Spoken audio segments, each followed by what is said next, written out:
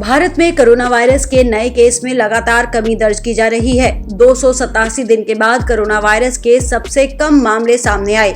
बीते 24 घंटे में केंद्रीय स्वास्थ्य मंत्रालय के अनुसार 8,865 मामले दर्ज किए गए।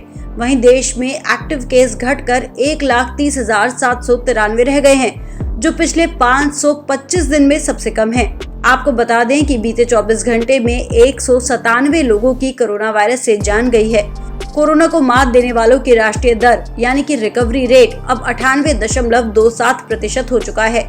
भारत में कोविड-19 वैक्सीनेशन का आंकड़ा भी लगातार बढ़ रहा है।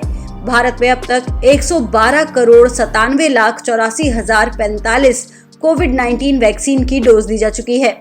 भारत में जैसे जैसे कोविड-19 वैक्सीनेशन का आंकड़ा बढ़ रहा है, वैसे वैसे कोरोना वायरस का प्रकोप कम होता दिखाई दे रहा है। वहीं भारत में कोविड-19 टीकाकरण में इस्तेमाल की जाने वाली कोवैक्सीन पर अब NII के प्रभारी निदेशक पुष्कर शर्मा ने बड़ी बात कह दी है।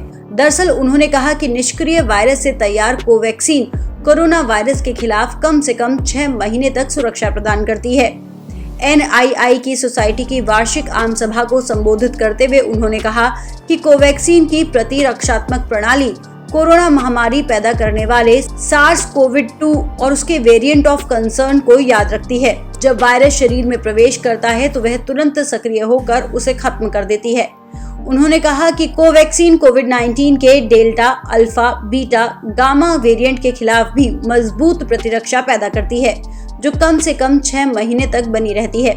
आपको बता दें कि भारत में बनी 2 वैक्सीन कोवैक्सीन और कोविशील्ड हैं, जिनका अत्यधिक इस्तेमाल किया जा रहा है।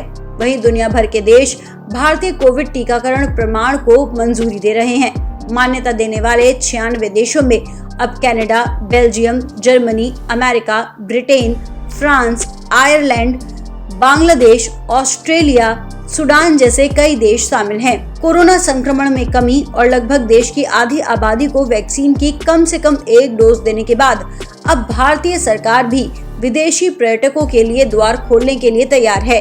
फिलहाल पहले चरण में 99 देशों के पर्यटकों को भारत आने पर क्वारंटाइन मुक्त प्रवेश देने की इजाजत दे दी गई है। इसके तहत अब उन्हें भारत आने पर क्वारंटाइन नहीं होना पड़ेगा। हालांकि ये इजाजत उन्हीं को मिलेगी जो विश्व स्वास्थ्य संगठन से मान्यता प्राप्त कोरोना रोधी वैक्सीन की पूरी डोज ले चुके होंगे।